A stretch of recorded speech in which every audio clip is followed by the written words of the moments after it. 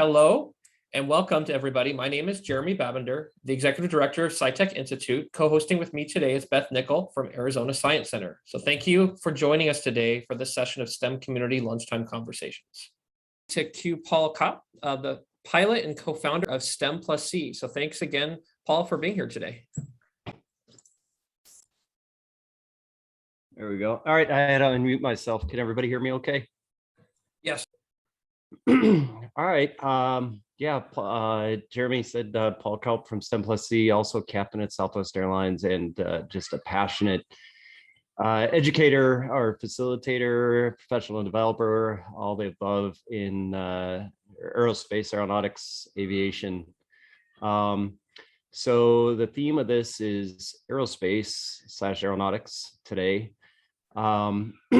I try to plant the seeds early with the kids. Our organization, we try to plant the seeds early with the kids as early as fifth grade. We've had kids earlier than that do our programs, but so some of the great ways to get kids into that subject material is early on with model rocketry, and in today's world, UAV, UAS space, which the seeds of that is basically the RC airplane or multi-rotor flying.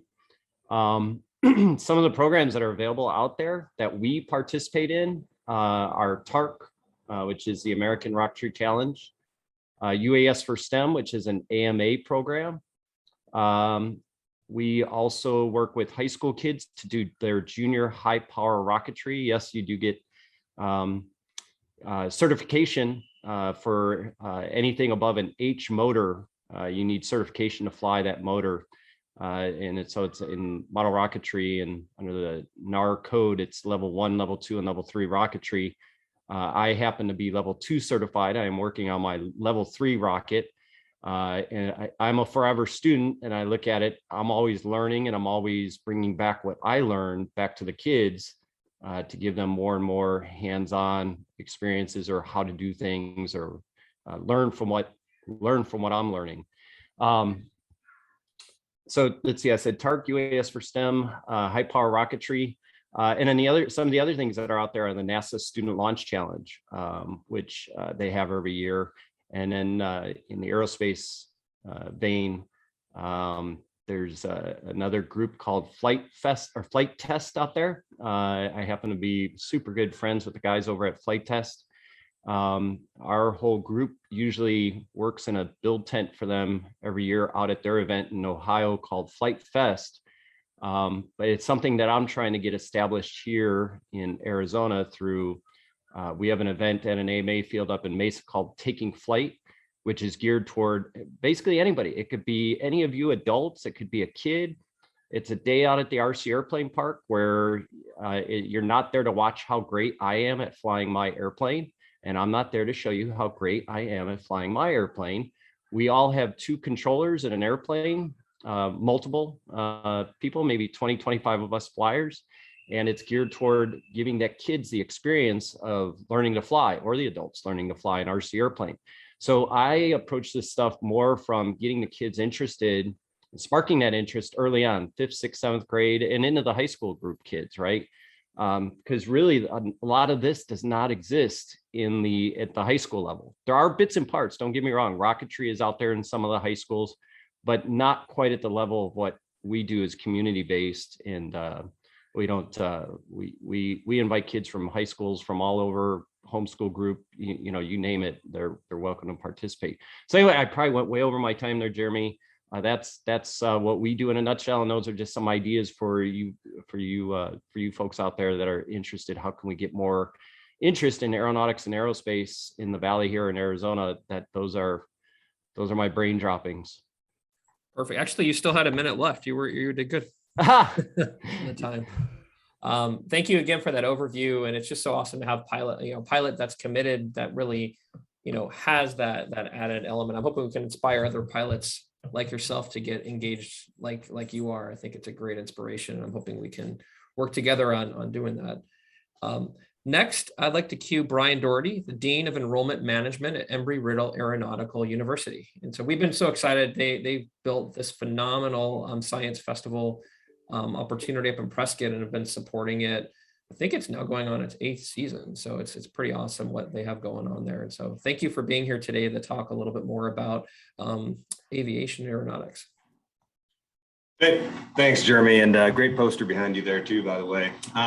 Yeah, one of the best ways that you can get involved in aviation and aerospace, if you have an interest and you're in the region, besides obviously going to the great science center that's down there, it would be to come to that Arizona SciTech Fest that we have on a regular basis. There's lots of vendors, there's various institutions, there's companies. And so that's an opportunity to really explore the breadth of what's available, not just in aviation aerospace, obviously, but in science and technology in general, of which aviation and aerospace is literally and figuratively cutting edge, right? And is a really exciting area. Just a couple other things. I mean, for those of you who aren't familiar, Embry-Riddle Aeronautical University has the largest aerospace engineering program in the country. We've been ranked #1 by US News and World Report in aerospace engineering for about the last 20 years or so. It's really our specialty. It's our largest program on campus. We have 2 levels, aeronautical and astronautical, aeronautical being below the outer atmosphere, astronautical being beyond. And so I noticed there was in the last slide, there was a picture of Spaceport USA. You know, a lot of the excitement that's happening right now that our students are participating in and our young graduates are the private space industry. So we do have 8 alumni astronauts. We've flown a couple CubeSats up into space. Our students, with the help of NASA. In fact, the flight director of mission control at NASA is a graduate of our campus. But we also, those of you who saw the recent launch, the first commercial space flight that sort of Richard Branson took, as he'll remind Jeff Bezos on a regular basis, although that's debatable, obviously. That was actually hosted, the entire flight was hosted by one of our recent graduates, Veronica McGowan, who was hired there as an aerospace engineer. And just as a quick story, her husband, who also went to our campus and worked in our office, proposed to her. The ring went up into space on the test flight. It came back, and then Richard Branson handed it to her, and he proposed in front of everybody. It was quite the little scene. You guys can watch it on YouTube if you'd like. But that's a really great opportunity for people interested in aviation aerospace. Lots of jobs in that area, and it's really getting in on the ground floor so that, NASA, which is great. We love NASA. It's just a huge organization. These other companies, the Blue Origins, the SpaceXs, the Virgin Galactics are really, you have an opportunity. I mean, Veronica graduated like 3 years ago, and there she is as the central figure in the first commercial space flight. So great opportunities for students. Just a couple other things real quick. If you all are teachers that are listening to this, we do have a STEM outreach program.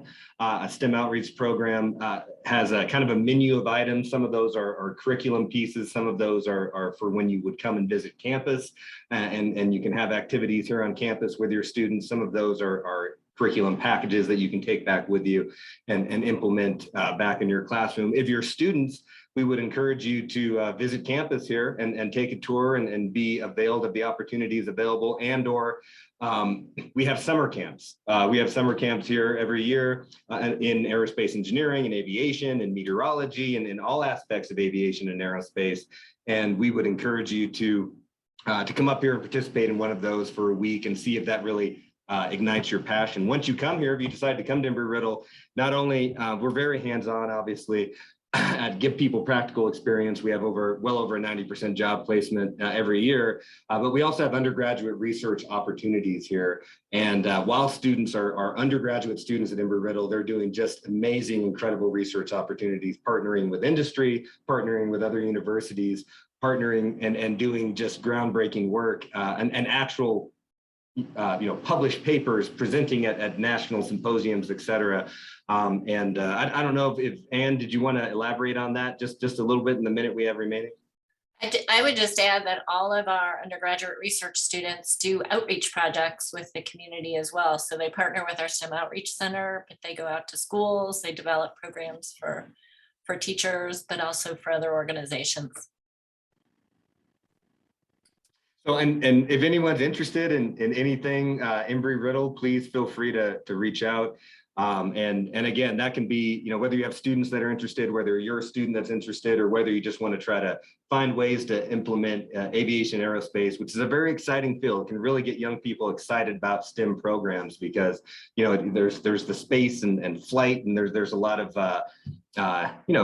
kids are excited about that when they're little, whether they're fans of Star Wars or Star Trek or Top Gun when I was young. I'm obviously dating myself with all of these things, but there's always things that are coming that are exciting young people about these industries, and it's all about STEM when you get in there. So send them our way, connect with our undergraduate research, connect with our STEM outreach, and come up and see campus.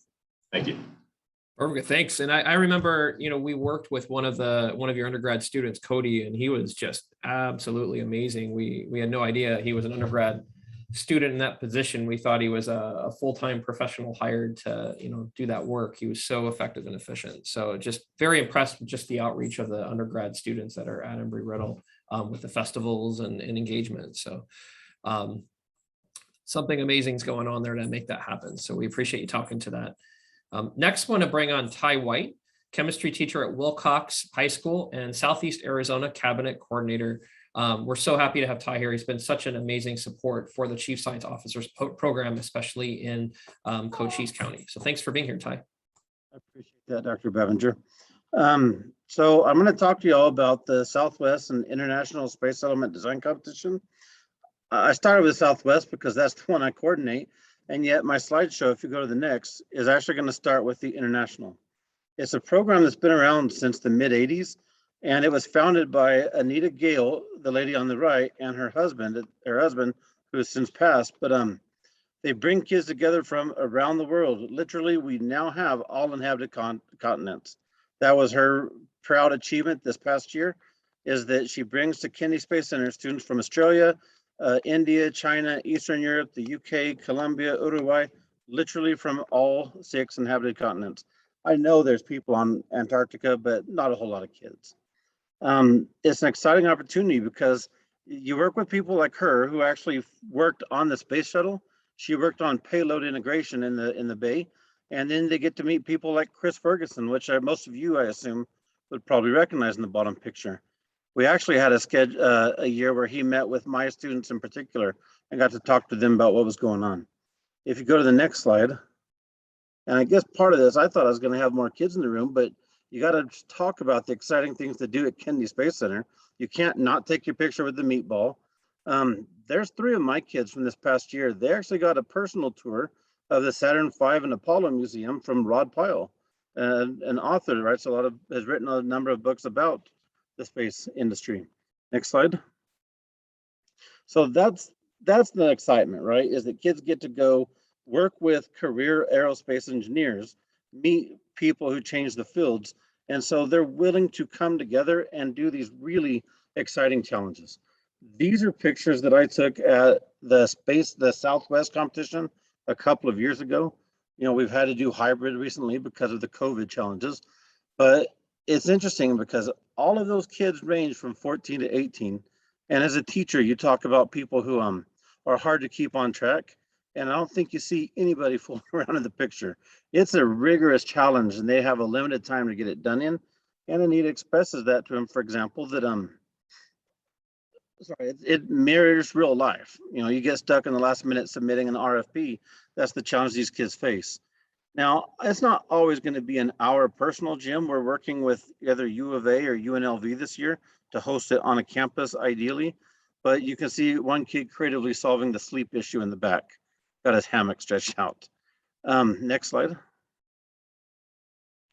So the idea about the game, like I said, is the students have to solve an RFP. They come up with team solutions for how they're going to solve these aspects of living on another planet. And the kids themselves sort into whether they're interested in structural design, operations and infrastructure, human factors and safety, or automation. They got to figure out what tasks are better performed by robots for safety. How are you going to keep the network that runs these things secure? I know I didn't make it big enough here for you to absorb all of that, but it's fun because they also get changed every year. Kids cannot come with pre-builds from previous years or even from their regional competitions. When they show up, they're given a new RFP and a book that shows them what has changed in the years between now and the year that it's set. Next slide. So these are some examples. This actually comes from last year's Southwest qualifier, and this is stuff that students created in a 24-hour period. You got an overall design, and interesting the way these kids actually decided to cross-link with biology. They had, and I cut it out because I can only fit so much space here, but they were modeling their habitat after chlorophyll. As you can see, the stacked chloroplasts in there. You've got their designs for residential housing, the idea of how things are going to be located in the habitat to make it more accessible. Next slide. And I love it when they have to come up with the things they do to make it a human habitat. You know, we're not going to play, as much as I love baseball on Mars or on the moon is going to be a different game. I actually picked these two pictures, these two slides in particular, because these were one of our CSOs. This girl only got involved in the program this past year. So she went to one qualifier, and these slides were from the international competition. In fact, she got called out for Anita, how much she loved the creativity in there. Also, probably shouldn't wear a spacesuit in the bar. Next slide. So this was a snapshot of the pictures, but I'm going to zoom it one more time because I'm about out of time. I've started up a nonprofit. So next slide, sorry. I've started up a nonprofit organization to make this more accessible to kids. The guy that helped me found this in STEM education was actually the Australian coordinator. And so the idea is that we're going to be raising money to help kids travel to space, to Kennedy Space Center, or what other challenges come up in terms of participation. So I appreciate everyone sharing their time with me. That's so cool. I mean, the amount of dedication just to be, chemistry teacher, and then to add all these added opportunities for the students is just amazing. And Kelly mentioned you were the teacher of the year. And so it's definitely clear why with this dedication. So just really want to acknowledge you and appreciate how much you're doing for the community, Ty. I appreciate it. Thank you. I'd really love to share this with teachers, especially, but if there's people like Paul, you would be a great addition to come on and talk to some of our kids and be a part of this. That'd be super exciting. So yeah, I think we're recording this, so hopefully this can also be distributed to a lot of the educators that weren't able to make it today, probably because probably a lot of them are in the classroom right now, is my guess. So next, want to bring on Sarah Shepis. She's program manager at Viasat. And I know Sarah has been a phenomenal mentor, just from my experience, with some of our most effective CSOs in the world that we have. And so we really appreciate you being here to talk to more about your work at Viasat. Thank you so much for that warm introduction. I've loved working with the CSO program, and just to correct, I'm not a program manager at Viasat. I'm a member of the technical staff. I'm a materials mechanical hybrid engineer. We fixed it on the title slide just at the beginning of the meeting. So thank you. I'm going to share my screen. I have a presentation.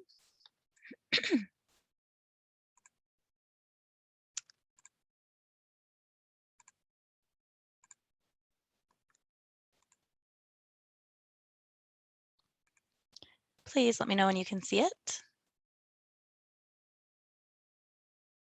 We got it. We can. Awesome. Yes, we can. All right, great. So this is my STEM community conversation, an introduction to Viasat and satellite communications. So first, Viasat is a global communications company that believes that everyone and everything can be connected, and we achieve this using aerospace technology. Oh, did I skip a slide? No. So this is just how we do it. Satellite communications 101. What's in a satellite? I realize now I may have made this a bit more educational than it could be. So I'll just run through this really quickly. I just think it's so cool what we do here and the inner machinations of these satellites.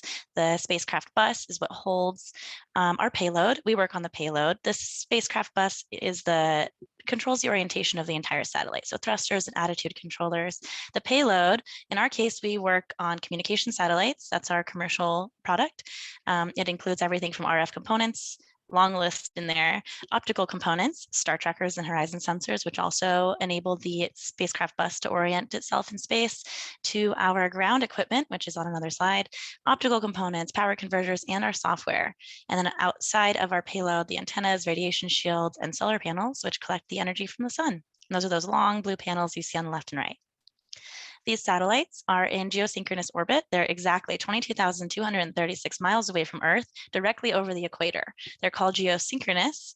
They're called geostationary satellites in geosynchronous orbit, and they appear to be stationary, meaning they're not moving and they're fixed from our view on Earth. And they're obviously moving very quickly at 7,000 miles per hour, but due to our perspective on Earth, we see them moving not at all, moving at the same rotational velocity as us, so they appear stable. Other satellites do exist, like low Earth orbit and middle Earth orbit satellites, which the information is down in the bottom right. The altitude from the Earth's surface, these satellites move much faster to compensate for their closer proximity to Earth, but they cover a smaller area on the surface. So this leads us to the different network properties that come from those different orbits. The number of satellites that are required are much greater for the LEO and MEOs, whereas our GEO satellites only need 3 for entire global coverage. And that antenna type on the far right is cheaper for us because the tracking of our ground equipment and satellite access nodes do not have to move to follow the satellites. The satellites appear stable and stagnant in space, so we do not need to have more expensive ground equipment. These are photos of our user terminals and our satellite access nodes. The left is what you would have on your home for a residential antenna on your home. And then the SANs are the satellite access nodes, which are huge antennas that are the middle between the internet and then the user. So the satellite works by starting from the right. The SANs connect to the internet and shoot that signal up to our satellite in space. That satellite does a lot of funky stuff up there, which we can get into, and then transmits that signal down to the user terminals, which can either be in a home residential setting or on planes. We have a number of commercial aircraft that we supply internet to, and then we have our applications in the military and in the field. Short brief how radio communications work. They encode a message into a radio frequency signal, which is what that RF signal I mentioned was. We amplify that signal and transmit it so that the receiver antenna can receive that energy, re-amplify the signal because that RF energy is attenuated across whatever distance that it moves through. Air particles, bugs, trees, anything can attenuate that signal a bit. So we decode that message and you get your internet or your Netflix documentary or whatever you get. So Viasat has a number of satellites up. We had acquired Yannick and Wild Blue, and we created Viasat 1, 2, and 3 with our own technology. The first 3 cover just North America. Viasat 2 has 7 times the coverage of Viasat 1, and then Viasat 3 is global coverage. It has enormous capacity, and it's the first satellite of its kind with global ISP, which is a global internet service provider. So here's how we get involvement from our students and those that want to be involved in the world of communication satellites. These are the different engineering disciplines that you can be involved in. Aerospace is labeled as just propulsion systems, launch vehicles, and spacecraft bus, but there's so much more that can be involved. Aerospace really touches on all involved in this field. And I am a materials engineer, so I work on the materials that are involved in space hardware. So things that have to withstand the solar radiation, ionic radiation, atomic oxygen, and anything out there that's trying to destroy our equipment. I work on materials that are, oh, I heard an alarm. So in summary, Viasat uses aerospace technology to solve our tough challenges, and we build, design, and manage all aspects of this. STEM degrees open many doors, and so we love to partner with SciTech and students that are interested in STEM so that we can show the beautiful world of aerospace.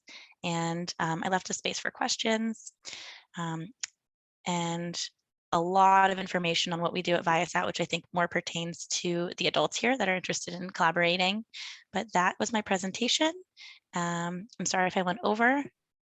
And that was really it was really a great overview of just the type of work that Viasat does, and just so cool to see that. And I'm guessing there's a lot of questions that people have from the presentation. So if you can just start putting them in the chat so that we can make sure to ask our presenters your questions. But what I wanted to ask just with Sarah to start is just, as we're, putting more satellites, more kind of things into space, how are we managing, like, okay, this is a US thing, this might be something from Russia or from China or from all these different countries. How do we actually manage the actual space? Because the Earth's moving and all that, like, how do you actually define what's where?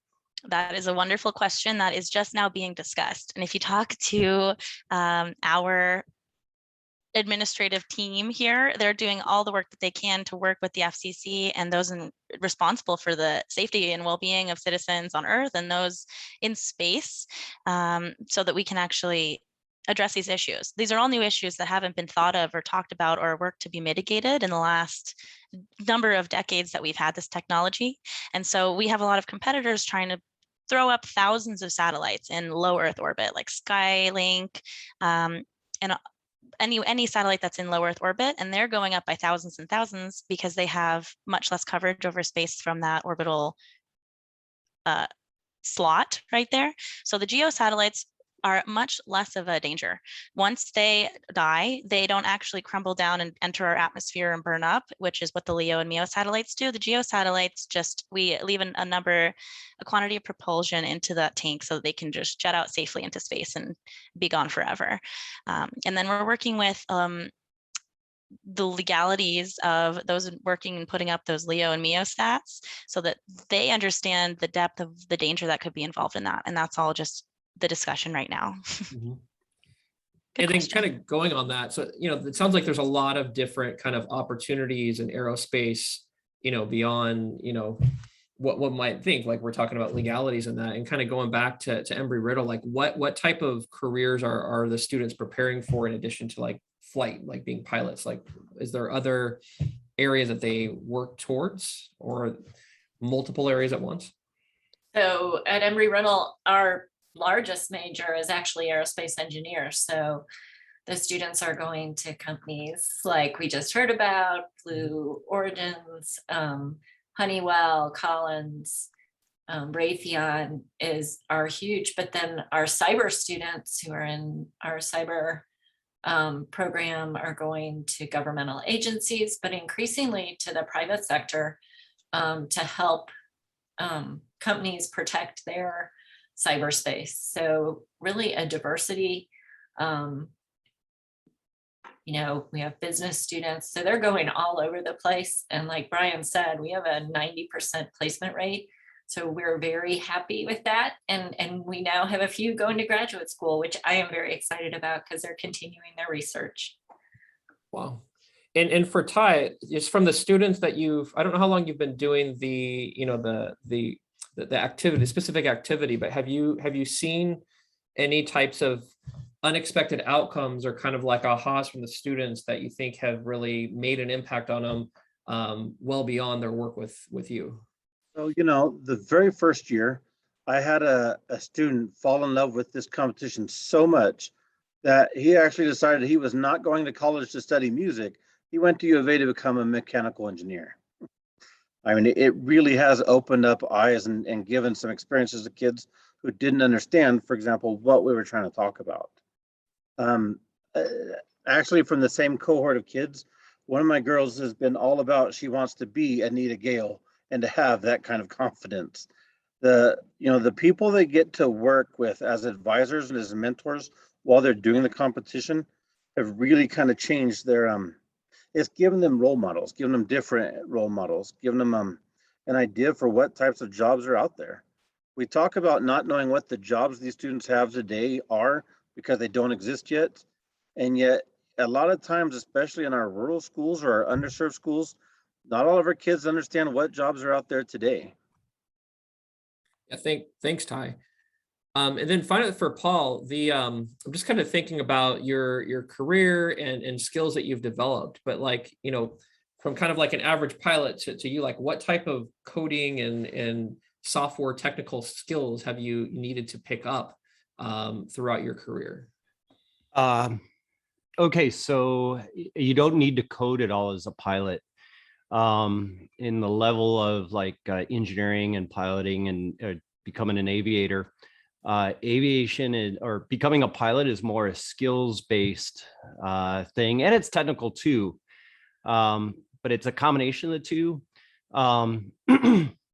It's different. How do I describe it? Okay, so in aviation, as a pilot for Southwest, I'm not creating anything. I'm not CADing. I'm not modeling.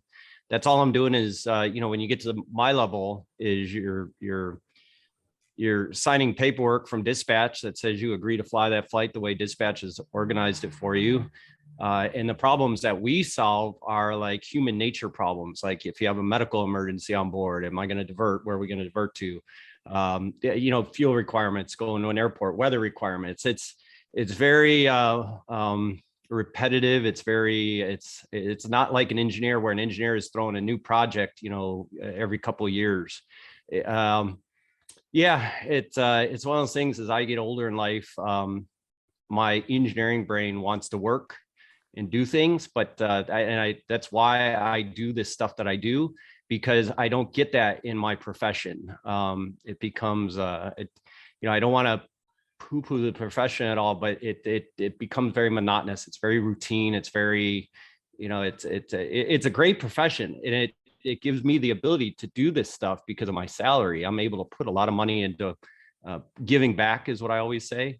So it's very unlike engineering. Let's put it that way. Okay.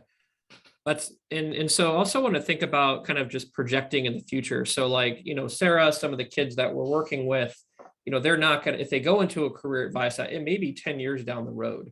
And so like just projecting that, what type of projects or kind of environment do you just think they'll be in when they're in your shoes, 10 years out? Wow, that's a very difficult thing to predict, because as we move forward in time, we are drastically changing our technology. One of the main values of Viasat is to continue to disrupt technology. That's how we describe it. We're constantly trying to shrink, right? So we want all of our technology to get smaller so that we have more capacity and functionality in maybe something of the same size. So Moore's law is what dictates in technology that every 2 years, the size of a chip, the information that could be maintained in a chip, I think it is quartered or maybe halved. Got to brush up on that one. But knowing that our technology is constantly scaling itself and that we're always moving into new modes of, particularly, I think materials engineering itself is really at the interface of all the degrees, all the disciplines. So an electrical engineer and a mechanical engineer differ greatly by what they do, but they all use the materials that have to be approved for spaceflight and whatnot. So as time moves forward, we are engineering new materials, and that allows new types of interposers to allow for the smaller chips to transfer the higher thermal requirements that they need, being that they're pushing out so much more energy out of something smaller. And we're going to continue to be moving in the research and development of new materials and things. So I think moving forward, that's going to be a growing field and something that is very fascinating, at least to me. And then, kind of going the same thing with Embry, like Embry-Riddle, in terms of training the students. Like, what are you thinking in terms of preparing the students for careers that might be 10 years out? That'd probably be the Brian or Ann. I am going to apologize because I was reading Ty's response to my question in the chat. Sorry. Can you repeat? Just thinking about what do you think in 10 years out for the students, for possible careers? I mean, I think that we're going to see increasing students that are coming with very integrated degrees that might cross cyber with mechanical engineering, with UAS, students who are business and pilots. So I think that increasingly it's not going to be single discipline, but we really have to prepare them to be cross-cutting, and so doing projects and getting that experience with different teams is incredibly important. well, that makes a lot of sense.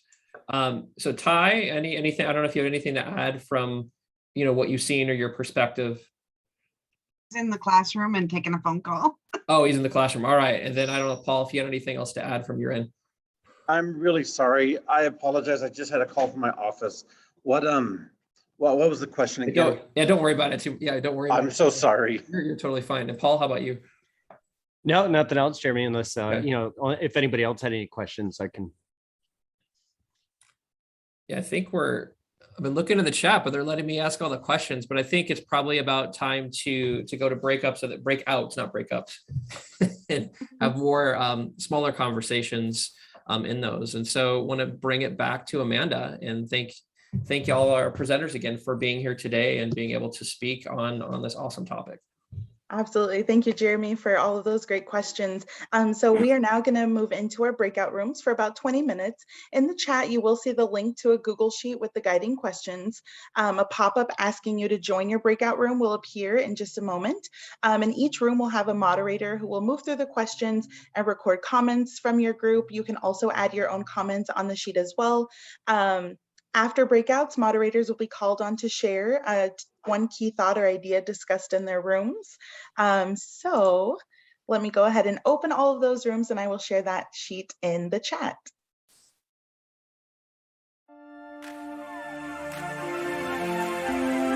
Awesome. Welcome back, everyone. We hope you had a dynamic and valuable discussion with your group and were able to share a ton of resources, ideas, and thoughts with each other. We would now like to ask a few of our moderators to share one major takeaway from their rooms. So we'll start with breakout room number 1. So it seems we had maybe a few too many breakout rooms because we didn't have any attendees in our room. But we did have Ann and Paul, and they had some really exciting ideas for collaboration, which is what this is all about. So that was really exciting to see. Awesome. Thank you, Claire. Yes, and we're so excited that all of our collaborators were able to do just that, collaborate and really join forces moving forward. So from our breakout room number 2, I think that was Michelle. Yes, it was. Go ahead. Well, we got to pick Ty's brain about the Southwest Space Settlement Design Competition, which was really exciting. And we got to share between our attendees potential resources for Bear Central News, for ways that we can kind of cross support each other here.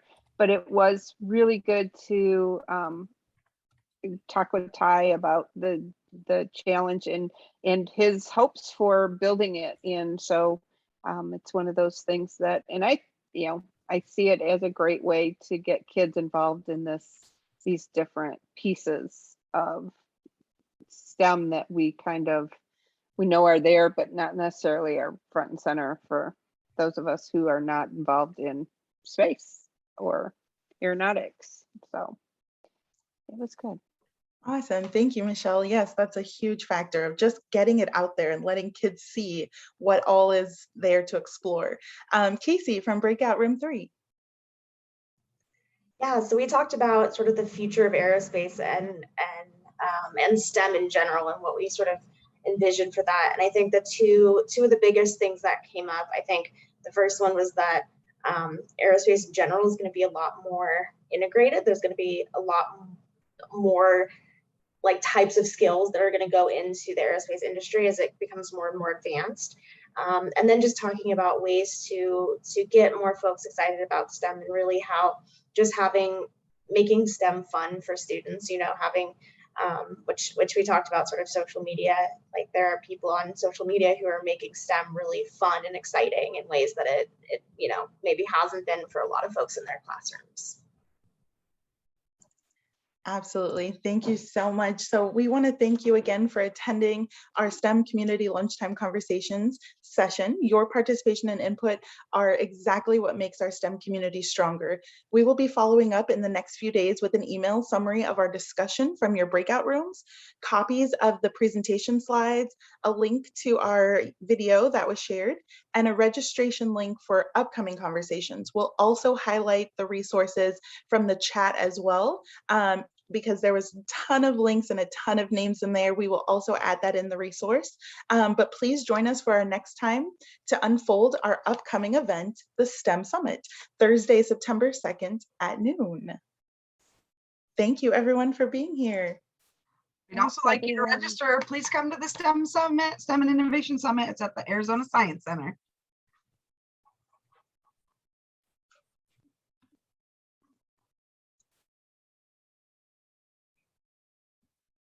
Bye, everyone. You guys. Have a great day. Thanks, Amanda.